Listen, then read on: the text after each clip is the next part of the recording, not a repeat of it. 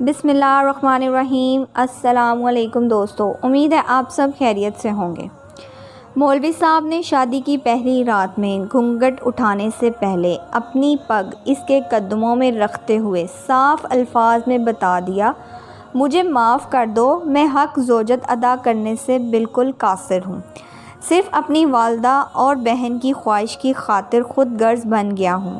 اس نے وہ پگ میرے سر پر رکھتے ہوئے کہا، آپ جیسے بھی ہیں میرے سہاگ ہیں، میرے نصیب ہیں، مجھے اب آپ کے ساتھ ہی رہنا ہے۔ ایک دن کے بعد سے اس اللہ کی بندی نے میرے ساتھ 30 سال گزارے، میرے گھر والوں کی ہر بات برداشت کی، بانجھ ہونے کے طعنے بھی سنے، مگر میرا پردہ رکھا۔ قبرستان میں قدم رکھتے ہی ایک مہک نے استقبال کیا۔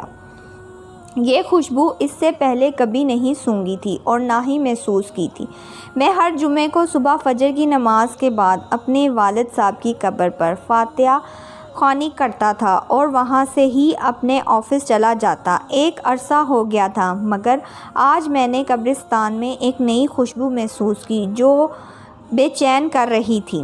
یہ خوشبو کسی طرح سے بھی دنیاوی خوشبو نہیں لگ رہی تھی۔ بہرحال میں اپنے والد صاحب کی قبر پر پہنچا تو ان سے چند فاصلے پر ہی ایک نئی قبر بنی تھی۔ تازہ پھول اور چادر سے اندازہ لگانا مشکل نہیں تھا، 2 یا 3 دن پہلے ہی یہ قبر بنی ہے۔ والد صاحب کی قبر سے فارغ ہو جاتے ہوئے اس قبر پر فاتحہ خوانی کے لیے رک گیا۔ فاتحہ خوانی کے دوران محسوس کیا، خوشبو اس قبر سے ہی آ رہی ہے۔ کنفرم کرنے کے لیے قبر کی مٹی مٹھی میں بھری تو ایک دم ڈر سا گیا۔ قبر کی مٹی ٹھنڈی تھی جیسے نیم ہو، جبکہ مٹی بالکل خشک تھی اور کمال حد تک ٹھنڈی تھی۔ بہرحال مٹی کو وہاں قبر پر پھینک دیا اور ہاتھ جھاڑنے کے بعد چلا پڑا۔ بھائی کی دکان کھولی، پہلا گاہک آیا، اس کو سامان دیا تو اس نے کہا، زمان بھائی آج خوشبو تو بہت کمال کی لگائی ہے۔ خوشبو؟ کون سی خوشبو؟ تو اس نے کہا، زمان بھائی خوشبو آپ لگاتے ہو اور پوچھتے ہم سے ہو کون سی خوشبو، بہت بھلے مانس آدمی ہو آپ بھی زمان بھائی۔ یہ کہتے ہوئے وہ چل پڑا۔ میں نے جب اپنے ہاتھوں کو سونگھا تو وہی خوشبو میرے ہاتھوں سے آ رہی تھی۔ تمام دن میں اسی خوشبو کو محسوس کرتا رہا، ہاتھ دھونے کے باوجود بھی میرے ہاتھ مہک رہے تھے۔ اگلے دن ہفتے کو بھی میں جانا چاہتے ہوئے قبرستان چلا گیا۔ والد صاحب کی قبر پر فاتحہ خوانی کے بعد اس قبر پر فاتحہ خوانی کی۔ کس کی قبر ہے یہ؟ کون ہے جو اس قدر نیک ہے، جس کی قبر ٹھنڈی اور خوشبودار ہے؟ ایسا کون سا عمل کر دیا، اتنی بڑی انعام پا لیا؟ اس بات نے مجھے بے چین سا کر دیا۔ گورکن سے اس قبر کے متعلق پوچھا تو اس نے بتایا کہ خاتون کی قبر ہے۔ یہ جان کر اور بھی حیرت ہوئی کہ عورت کو اس قدر شاندار مقام کیسے ملا۔ اگلے دن اتوار تھا۔ دیر تک سونے کی عادت ہونے کے باوجود صبح فجر کی نماز کے وقت اٹھ کھڑا ہوا اور قبرستان روانہ ہو گیا۔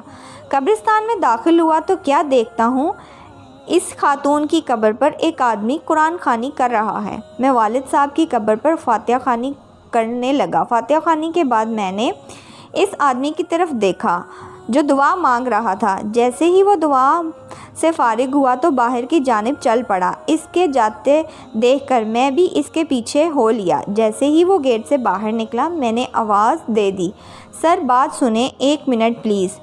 جی فرمائیں سر، میں معذرت چاہتا ہوں میں نے آپ کو تکلیف دی، مگر میں آپ سے ایک بات پوچھنا چاہتا ہوں اگر آپ اجازت دیں تو۔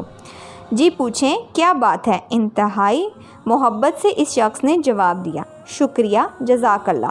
میں دراصل جاننا چاہ رہا تھا یہ کن کی قبر ہے جہاں آپ قرآن خوانی کر رہے تھے؟ اگر آپ مناسب سمجھے تو بتا دیجئے، یہ آپ کیوں پوچھ رہے ہیں؟ اس نے سوال کیا۔ دراصل اس قبر سے آنے والی خوشبو نے مجھے بے چین کر دیا ہے۔ ایسی خوشبو میں نے آج تک محسوس نہیں کی۔ مجھے یہ دنیاوی خوشبو نہیں لگتی۔ میں جاننا چاہ رہا تھا کہ صاحب قبر نے ایسے کون سا عمل کیا ہے کہ یہ مقام ملا۔ قبر ٹھنڈی اور خوشبودار ہو گئی۔ یہ سن کر اس شخص نے ٹھنڈی آہیں بھری اور کہا، قبر ٹھنڈی اور خوشبودار کیوں نہ ہو، اس نے اللہ تعالیٰ کو راضی ہی ایسا کیا ہے۔ جی میں یہی جاننا چاہ رہا تھا کہ ایسا کون سا عمل ہے جس سے یہ سعادت نصیب ہوئی۔ تو اس نے بتایا کہ یہ میری زوجہ کی قبر ہے۔ 30 سال ہماری رفاقت رہی۔ میں 4 بہنوں کا اکلوتا بھائی تھا۔ میری بہن اور ماں کو میرا صحرا دیکھنے کا بے حد شوق تھا۔ سرکاری نوکری ملتے ہی چاند سی دلہن کی تلاش شروع کر دی۔ یوں دنوں میں لڑکی کی تلاش کا کام مکمل ہوا۔ شادی ہوئی اور ماں بہن نے اپنا ارمان دل کھول کر پورے کیے۔ شادی کی پہلی رات میں نے گھونگھٹ اٹھانے سے پہلے اپنے پگ اس کے قدموں میں رکھتے ہوئے صاف الفاظ میں بتا دیا، مجھے معاف کر دو، میں حق زوجت ادا کرنے سے بالکل قاصر ہوں۔ میڈیکل طور پر مکمل انفٹ ہوں۔ صرف اپنی والد اور اپنی بہن کی خوشی کی خاطر خود غرض بن گیا ہوں۔ اس نے وہ پگ میرے سر پر رکھتے ہوئے کہا، آپ جیسے بھی ہیں میرے سہاگ ہیں، میرے نصیب ہیں، مجھے اب آپ کے ساتھ ہی رہنا ہے۔ اس دن کے بعد اس اللہ کی بندی نے میرے ساتھ 30 سال گزارے، میرے گھر والوں کی ہر بات برداشت کی، بانجھ ہونے کے طعنے بھی سنے، مگر میرا پردہ رکھا۔ اللہ تعالیٰ کیسے اس کی قبر کو ٹھنڈی اور خوشبودار نہ کرے جس نے اتنی پاکیزہ زندگی گزاری ہو۔ اس شخص کی تمام باتیں سن کر اس خاتون پر رشک آنے لگا جس نے دنیا میں صبر کیا اور اعلیٰ مقام حاصل کیا۔ آج کل کے دور میں کچھ بھی حاصل کرنا کیا مشکل ہے۔ عورت ذرا سی بیمار، مرد حلال حرام کی تمیز کیے بغیر اپنی خواہشات کی تعمیل کے لیے کچھ بھی کر گزرتا ہے۔ تھوڑا سا فرق لگنے پر بیوی شوہر کو کتنی باتیں سناتی ہے، شوہر بیمار ہو تو تعلق تک ختم کر لیتے ہیں۔ معاشرہ ایسی مثالوں سے بھرا پڑا ہے۔ صبر کا دامن ہم نے چھوڑ دیا ہے۔